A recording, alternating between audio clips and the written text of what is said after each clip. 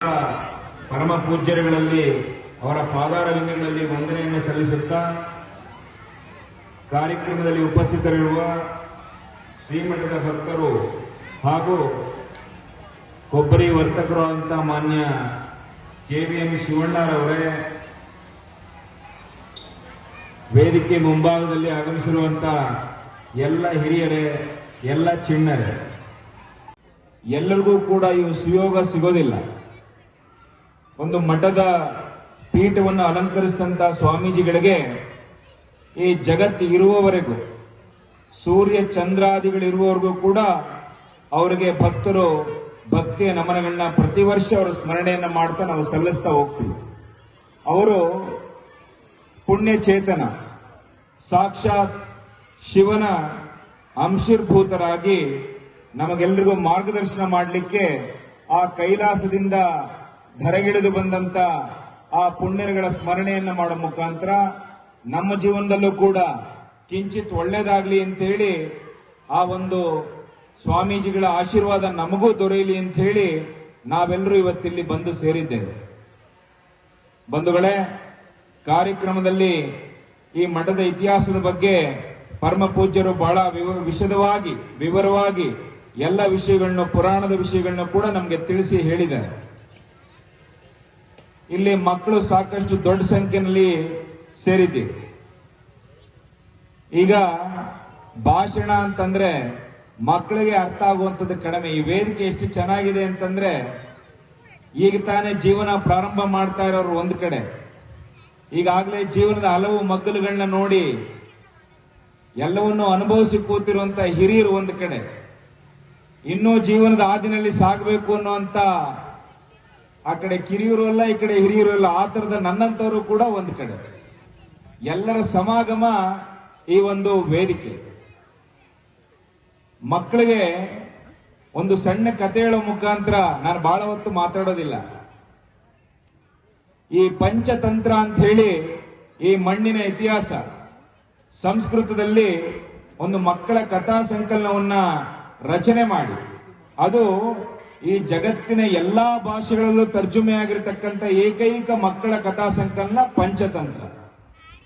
ಆ ಪಂಚತಂತ್ರದಲ್ಲಿ ಮೊದಲನೇ ಕತೆ ಬರುತ್ತೆ, ಅದನ್ನ ನಾನು ಇವತ್ತಿಲ್ಲಿ ಹೇಳ್ತೇನೆ.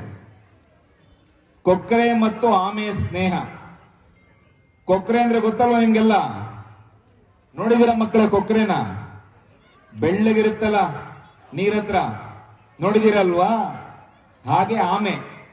ಆಮೆ ಅಂದ್ರೆ ಏನು? ಉಭಯವಾಸಿ, ನೀರಲ್ಲೂ ವಾಸ ಮಾಡುತ್ತೆ, ಸ್ವಲ್ಪ ಹೊತ್ತು ಭೂಮಿ ಮೇಲೂ ಇರುತ್ತೆ. ಆದ್ರೆ ಕೊಕ್ಕರೆ ಆಕಾಶಕ್ಕೆ ಹಾರುತ್ತೆ. ಹಾಗೆ ಅದು ನೀರತ್ರ ಬರಲೇಬೇಕು, ಅದು ಹೆಚ್ಚಿನ ಸಮಯ ನೀರಿನಲ್ಲೇ ಇರೋದಕ್ಕೆ ಇಷ್ಟಪಡುತ್ತೆ. ಹೀಗೆ ಕೊಕ್ಕರೆಗೂ ಆಮೆಗೂ ಒಂದು ಕೊಳದಲ್ಲಿ ಇರ್ತವೆ. ಸ್ನೇಹ ಬೆಳೀತಾ ಹೋದೆ. ಎಲ್ಲಿ ನೀವೆಲ್ಲರೂ ಕೂಡ ಬೇರೆ ಬೇರೆ ಊರಿಂದ, ಬೇರೆ ಬೇರೆ ಕುಟುಂಬದಿಂದ, ಬೇರೆ ಬೇರೆ ಮನೆಯಿಂದ ಬಂದ್ರು ಕೂಡ ನೀವೆಲ್ಲರೂ ಸ್ನೇಹಿತರಾಗಿದ್ರಲ್ವಾ? ಈಗ ನಿಮ್ಗೆಲ್ಲ ಫ್ರೆಂಡ್ಸ್ ಅಂತ ಇದಾರಲ್ವಾ? ಆ ರೀತಿ ಕೊಕ್ಕರೆಗೂ ಆಮೆಗೂ ಸ್ನೇಹ ಬೆಳೆಯುತ್ತೆ. ಅವರಿದ್ದಂತ ಕೊಳ ಒಂದ್ಸರ್ತಿ ಹೀಗೆ ಬೇಸಿಗೆ ಸಂದರ್ಭ, ನೀರು ಕಡಿಮೆ ಆಗ್ತಾ ಹೋಗುತ್ತೆ. ಆ ವರ್ಷದ ಮಳೆಗಾಲದಲ್ಲಿ ಮಳೆ ಬರೋದಿಲ್ಲ. ನಮ್ಮ ಅರಸೀಕೆರೆ ಕೆರೆಗಾದಂಗೆ ಮಳೆ ಬರದೆ ನೀರು ಬತ್ತೋಗುತ್ತೆ, ಕೆರೆಗಳ ಖಾಲಿ ಆಗ್ತಾ ಹೋಗುತ್ತೆ. ಇನ್ನೇನು ಅಲ್ಪ ಸ್ವಲ್ಪ ಪ್ರಮಾಣದಲ್ಲಿ ನೀರು ಉಳ್ಕೊಂಡಿರುತ್ತೆ. ಕೊಕ್ಕರೆ ಮತ್ತು ಆಮೆ ಒಬ್ರಿಗೊಬ್ರು ಸ್ನೇಹಿತರು. ಸ್ನೇಹ ಅಂದ್ರೆ ಮಕ್ಕಳೇ ಬಿಟ್ಟು ಹೋಗುವಂಥದ್ದಲ್ಲ. ಸ್ನೇಹ ಅಂತಂದ್ರೆ ಕಡೆ ಕ್ಷಣದವರೆಗೂ ಕೂಡ ಸ್ನೇಹಿತನಿಗೆ ಸಾಥ್ ಕೊಡುವಂಥದ್ದು ಸ್ನೇಹ. ಕೊಕ್ಕರೆಗಳು ಹಾರಾಟವನ್ನು ನಡೆಸ್ಕೊಂಡು ಬಂದು ಒಂದ್ ಕಡೆ ಹೋಗಿ ನೋಡುತ್ತವೆ. ಅಲ್ಲಿ ದೂರದಲ್ಲಿ ಒಂದು ಕೆರೆಯಲ್ಲಿ ಚೆನ್ನಾಗಿ ಸಮೃದ್ಧಿಯಿಂದ ನೀರಿರುತ್ತೆ, ಬಹಳ ದೂರದಲ್ಲಿ. ಕೊಕ್ಕರೆಗಳು ಆಮೆಗೆ ತಿಳಿಸ್ಬೇಕಲ್ಲ, ಬಹಳ ದಿನಗಳ ಒಡನಾಟ. ಆಮೆಗೆ ಹೋಗಿ ಹೇಳುತ್ತವೆ, ಆಮೆ ನಾವು ದೂರದಲ್ಲಿ ಒಂದು ಕೆರೆನ ನೋಡ್ಕೊಂಡು ಬಂದಿದ್ದೀವಿ, ನಾವಿಬ್ರು ಅಲ್ಲಿ ಹೋಗೋಣ ಅಂತೇಳಿ ತೀರ್ಮಾನ ಮಾಡಿದ್ದೀವಿ. ಆದ್ರೆ ಒಂದೇ ಬೇಸರ ಅಂದ್ರೆ ನಿನ್ನನ್ನು ಬಿಟ್ಟು ಹೋಗ್ಬೇಕಲ್ಲ ಅಂತೇಳಿ ಬೇಜಾರು ಅಂತ ಕೊಕ್ಕರೆಗಳು ಆಮೆಗೆ ತಿಳಿಸುತ್ತವೆ.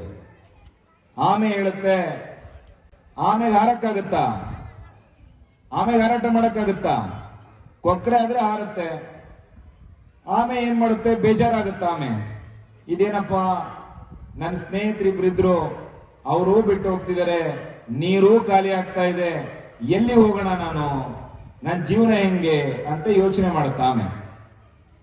ಆದ್ರೆ ಕೊಕ್ಕರೆಗಳಿಗೂ ಕೂಡ ಧರ್ಮ ಸಂಕಟ.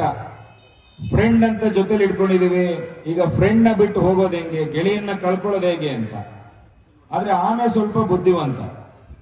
ಆಮೆ ಕೊಕ್ಕರೆಗೆ ಹೇಳುತ್ತೆ, ಸ್ನೇಹಿತರೆ ನಾನೊಂದು ಕಡ್ಡಿ ತಗೊಂಡು ಬರ್ತೀನಿ, ನೀವಿಬ್ರು ಆ ಕಡ್ಡಿನ ಕಚ್ಕೊಂಡು ಇಟ್ಕೊಳ್ಳಿ, ನಾನು ಅದ್ರ ಮಧ್ಯಭಾಗನ ಬಲವಾಗಿ ಕಚ್ಚಿಡ್ಕೋತೀನಿ, ನೀವ್ ಯಾವುದೋ ದೂರದ ಕೆರೆ ನೋಡ್ಕೊಂಡು ಬಂದಿದಿರಲ್ಲ ಅಲ್ಲಿಗೆ ನನ್ನೂ ಹಾರಿಸ್ಕೊಂಡು ಹೋಗಿ ಅಂತ ಹೇಳುತ್ತಾಮೆ.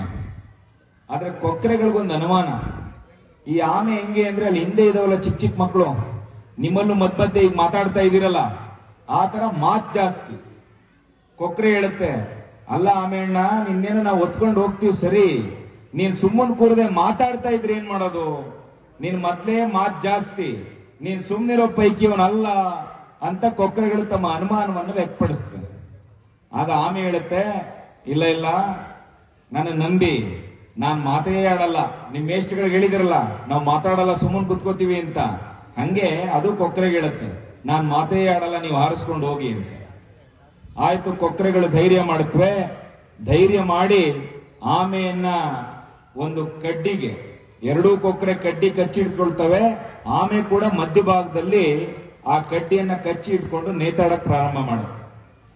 ಕೊಕ್ಕರೆಗಳು ಮತ್ತೊಮ್ಮೆ ಹೇಳ್ತವೆ, ನಿನ್ನ ಬಾಯಿ ಮುಂದು ಮಾತಾಡಬಾರ್ದು, ನೀನ್ ಆಡೋ ಮಾತಿಂದ 4 ಜನಕ್ಕೆ ಅನುಕೂಲ ಆಗೋಂಗಿದ್ರೆ ಮಾತ್ರ ನಮ್ಮ ಮಾತಿನ ಶಕ್ತಿಯನ್ನ ಕಳ್ಕೋಬೇಕು, ಇಲ್ಲ ಅಂದ್ರೆ ಮಾತಾಡಬಾರದು. ಆಮೆ ಹೇಳುತ್ತೆ, ಇಲ್ಲ ಇಲ್ಲ ನಾನು ಮಾತೇ ಆಡಲ್ಲ, ನೀವು ಹಾರಿಸ್ಕೊಂಡು ಹೋಗಿ ನನ್ನ. ಸರಿ, ಕೊಕ್ಕರೆ ಆಮೆನ ಕಚ್ಕೊಂಡು ಮೇಲಕ್ಕೆ ಹಾರ್ತಾ ಹೋಗುತ್ತವೆ. ಹಿಂಗೆ ಹಾರ್ತಾ ಹಾರ್ತಾ ಹಾರ್ತಾ ಬೆಟ್ಟ ಗುಡ್ಡ, ಸಣ್ಣ ಸಣ್ಣ ತೊರೆಗಳು, ಗ್ರಾಮಗಳು ಹಿಂಗೆ ದಾಟ್ತಾ ಒಂದು ಟೌನ್, ಒಂದು ಪಟ್ಟಣ ಸಿಗುತ್ತೆ. ಆ ಪಟ್ಟಣದ ಮೇಲೆ ಹಾರ್ತಾ ಇರುವಾಗ ಜನ ಹಿಂಗೆ ನೋಡ್ತಾರೆ, ಮೇಲ್ ನೋಡ್ತಾರೆ, ಕೊಕ್ಕರೆ ಆಮೆ ಹಾರ್ತಾ ಇದೆ, ಆಮೆ ಕಚ್ಕೊಂಡಿದೆ ನೋಡಿ ವಿಸ್ಮಯ ಅಂತೇಳಿ ಜನ ಎಲ್ಲ ತೋರಿಸಿ ತೋರಿಸಿ ಮಾತಾಡ್ತಿರ್ತಾರೆ. ಸರಿ, ಆಮೆ ಸುಮ್ಮನಿರೋದಿಲ್ಲ, ಅದೇನ್ ಶಬ್ದ ಅಂತ ಬಾಯಿ ತೆಗೆಯುತ್ತೆ. ಮೇಲಿಂದ ಕೆಳಗೆ ಬಿದ್ದು ಆಮೆ ತನ್ನ ಪ್ರಾಣ ಕಳ್ಕೊಂಡ್ಬಿಡುತ್ತೆ. ಆಮೆ ತಪ್ಪು ಮಾಡ್ತಲ್ವಾ, ಸುಮ್ಮನಿದ್ರೆ ಇನ್ನೊಂದು ಕೆರೆಗೆ ಹೋಗ್ಬೋದಿತ್ತು. ಆದ್ರೆ ಅದರ ವಾಚಾಡಿ ಮನಸ್ಥಿತಿ, ಎಲ್ಲಿ ಮಾತಾಡಬೇಕು, ಎಲ್ಲಿ ಆಟ ಆಡಬೇಕು, ಎಲ್ಲಿ ಓದಬೇಕು, ಅಲ್ಲಲ್ಲಿ ಆ ಕೆಲಸ ಮಾಡಬೇಕು. ಈಗ ಇಲ್ಲಿ ಬಂದಿರುವಂತದ್ದು ಪರಮ ಪೂಜ್ಯರ ಮಾತುಗಳನ್ನ ಕೇಳೋದಕ್ಕೆ. ನೀವು ನಿಮ್ಮಲ್ಲೇ ಮಾತಾಡ್ಕೊಂಡು ಆಮೆ ಆಗ್ತೀರಾ, ಆಮೆ ಆಗ್ತೀರಾ ನೀವು, ಮತ್ ಮಾತಾಡ್ಬಾರ್ದಲ್ವಾ? ಈಗ ನೋಡಿ, ಮಾತು ಹೇಗಿರ್ಬೇಕು, ಮಾತಾಡಿದ್ರೆ ಅದರಿಂದ ನಮ್ಗೆ ಅನುಕೂಲ ಆಗೋಂಗಿರ್ಬೇಕು. ಇದನ್ನೇ ಬಸವಣ್ಣ ಅವ್ರು ಹೇಳ್ತಾರೆ. ಬಸವಣ್ಣ ಏನ್ ಹೇಳ್ತಾರೆ, ನುಡಿದರೆ ಮುತ್ತಿನ ಹಾರದಂತಿರಬೇಕು, ನುಡಿದರೆ ಮಾಣಿಕ್ಯದ ದೀಪ್ತಿಯಂತಿರಬೇಕು, ನುಡಿದರೆ ಸ್ಫಟಿಕದ ಶಲಾಕೆಯಂತಿರಬೇಕು, ನುಡಿದರೆ ಲಿಂಗ ಮೆಚ್ಚಿ ಅಹುದಹುದೆನಬೇಕು, ನುಡಿಯೊಳಗಾಗಿ ನಡೆಯದಿದ್ದಡೆ ಕೂಡಲ ಸಂಗಮನಾಥ ನೆಂತೊಲಿವನಯ್ಯ ಅಂತೇಳಿ ಇದನ್ನೇ ಬಸವಣ್ಣ ಹೇಳ್ತಾರೆ. ನಮ್ಮ ಮಾತಿನ ಶಕ್ತಿ ಇದೆಯಲ್ಲ, ಪರಮ ಪೂಜ್ಯರುಗಳು ಇಷ್ಟು ಜನ ಇಲ್ಲಿ ಬಂದು ಕುಂತಿದ್ದಾರೆ. ದೊಡ್ಡ ಮೇಟಿ ಗುರ್ಕೆ ಗ್ರಾಮದ ಪುಣ್ಯ, ಆ ಪರಮ ಪೂಜ್ಯರುಗಳ ಪುಣ್ಯ ಸ್ಮರಣಾದ ದಿನ ಎಲ್ಲ ಪರಮ ಪೂಜ್ಯರು ಹಲವಾರು ಭಾಗಗಳಿಂದ ಬಂದು ಇಲ್ಲಿ ಸೇರುವಂತ ಪೂಜ್ಯ ಶ್ರೀಗಳು ನಿಮ್ಮನ್ನೆಲ್ಲ ಉದ್ದೇಶಿಸಿ ಮಾತನಾಡಲಿಕ್ಕೆ ಬಂದಿದ್ದಾರೆ. ಆಟ ಆಡೋದಕ್ಕೆ ಮಾತಾಡೋದಕ್ಕೆ ಸಮಯ ಇದೆ. ಬಂಧುಗಳೇ, ನಮ್ಮ ಜೀವನದಲ್ಲಿ ಇವತ್ತು ನೀವು ಮಕ್ಕಳಿದ್ದೀರಿ, ನಾಳೆ ಈ ದೇಶವನ್ನ ಕಟ್ಟಬೇಕಾದವರು, ಈ ದೇಶವನ್ನ ಮುನ್ನಡೆಸಬೇಕಾದವರು ನೀವು. ಇವತ್ತಿನ ಮಕ್ಕಳೇ ಮುಂದಿನ ಪ್ರಜೆಗಳು ಅನ್ನೋ ಮಾತನ್ನ ನಿಮ್ಮ ಶಿಕ್ಷಕರು ನಿಮ್ಗೆ ಯಾವಾಗವಾಗ ಹೇಳ್ತಾ ಇರ್ತಾರೆ. ಆದ್ರೆ ಇವತ್ತು ಕಾಲ ಹೇಗಿದೆ ಅಂತಂದ್ರೆ ಇದು ಜ್ಞಾನದ ಯುಗ. ಯಾರು ಚೆನ್ನಾಗಿ ಓದ್ತೀರಾ, ಯಾರು ಎಲ್ಲಾ ತರದ ಚಟುವಟಿಕೆಗಳಲ್ಲಿ ತೊಡಗಿಸ್ಕೊಳ್ತೀರಾ, ಅವರು ಈ ದೇಶವನ್ನ ಕಟ್ಟಿ ಎತ್ತಿ ನಿಲ್ಲಿಸೋದಕ್ಕೆ ಸಾಧ್ಯ. ಆ ತಾಯಿ ಭಾರತ ಮಾತೆ ನಮಗೆಲ್ರಿಗೂ ಜನ್ಮ ಕೊಟ್ಟಿರುವಂತದ್ದು ನಮ್ಮ ಪುಣ್ಯ, ಈ ಮಣ್ಣಲ್ಲಿ ಹುಟ್ಟಿರುವಂತದ್ದು ನಮ್ಮ ಪುಣ್ಯ. ಇಂಥ ಪುಣ್ಯ ಭೂಮಿಯನ್ನ ಇನ್ನಷ್ಟು ಗೌರವದಿಂದ ಇಡೀ ಜಗತ್ತಿನ ಎಲ್ಲ ದೇಶಗಳ ಎದುರಿಗೆ ತಲೆ ಎತ್ತಿ ನೋಡುವಂತೆ ಮಾಡಬೇಕಾದ್ದು ನಮ್ಮ ಕರ್ತವ್ಯ. ಇವತ್ತು ನೀವು ನೋಡ್ತಾ ಇದ್ದೀರಿ, ಈಗಾಗಲೇ ಬ್ರಿಕ್ಸ್ ಸಮ್ಮೇಳನ ನಡೀತಾ ಇದೆ. ಬ್ರಿಕ್ಸ್ ಸಮ್ಮೇಳನ ರಷ್ಯಾದಲ್ಲಿ ನಡೀತಾ ಇದೆ. ಭಾರತದ ಉಪಸ್ಥಿತಿ ಬಗ್ಗೆ ಚೈನಾ, ರಷ್ಯಾ, ಸೌತ್ ಆಫ್ರಿಕಾ, ಬ್ರೆಜಿಲ್ನಂತ ದೇಶಗಳು ಕೂಡ ಭಾರತದ ಪ್ರಧಾನಿ ಬರಬೇಕು, ಈ ವೇದಿಕೆಯಲ್ಲಿ ಕುಂತ್ಕೊಳ್ಬೇಕು ಅಂತ ಗಮನಿಸ್ತಾ ಇದೆ. ವಿಶ್ವದ ದೊಡ್ಡಣ್ಣ ಅಂತ ತಿಳಿದಿರ್ತಕ್ಕಂಥ ಅಮೆರಿಕ ಭಾರತ ಯಾವ ರೀತಿ ನಿಲುವನ್ನು ತೆಗೆದುಕೊಳ್ಳುತ್ತೆ ಅಂತ ಕಾದು ನೋಡ್ತಾ ಇದೆ. ಇದು ಭಾರತ ಅಂತಂದ್ರೆ ನಾನು, ನೀವು, ಇಲ್ಲಿ ಇರ್ತಕ್ಕಂಥ ಪೂಜ್ಯ ಶ್ರೀಗಳು, ದೂರದಲ್ಲಿರ್ತಕ್ಕಂಥ ವ್ಯಕ್ತಿಗಳು ಎಲ್ಲರೂ ಸೇರಿ ಭಾರತ. ನಾವೇ ಭಾರತ.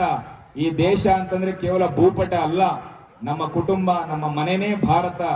ಬಂಧುಗಳೇ, ಈ ಪುಣ್ಯ ವೇದಿಕೆಯಿಂದ ನಿಮ್ಮೆಲ್ಲರಲ್ಲೂ ಮನವಿ ಇಷ್ಟೇ, ಅರಸೀಕೆರೆಯನ್ನ ಈ ದೇಶದಲ್ಲೇನೆ ಮಾದರಿ ಕ್ಷೇತ್ರವನ್ನಾಗಿ ಮಾಡಬೇಕು. ಅರಸೀಕೆರೆಯನ್ನ ಈ ದೇಶದಲ್ಲೇನೆ ಅಕ್ಕಪಕ್ಕದವರು ಕೂಡ ನಮ್ಮ ಯೋಜನೆಗಳನ್ನ ಅನುಸರಣೆ ಮಾಡುವಂತ ರೀತಿಯಲ್ಲಿ ನಾವೆಲ್ಲರೂ ಕೂಡ ನಮ್ಮ ಕ್ಷೇತ್ರವನ್ನ ಕಟ್ಟಬೇಕು, ನಿರ್ಮಾಣ ಮಾಡಬೇಕು. ಅದಕ್ಕಾಗಿ ನಿಮ್ಮೆಲ್ಲರ ಆಶೀರ್ವಾದ, ಪರಮ ಪೂಜ್ಯರುಗಳ ಆಶೀರ್ವಾದ ನನಗೆ ಬೇಕು ಅಂತೇಳಿ ಪ್ರಾರ್ಥನೆ ಮಾಡ್ಕೊಳ್ತಾ ನಾನು ಹೆಚ್ಚು ಮಾತನಾಡ್ಲಿಕ್ಕೆ ಹೋಗೋದಿಲ್ಲ. ಬಹಳಷ್ಟು ಕಾರ್ಯಕ್ರಮಗಳು ಮುಂದೆ ಹೋಗ್ಬೇಕಂತ ಅನಿವಾರ್ಯತೆ ನನಗೆ ಇದೆ.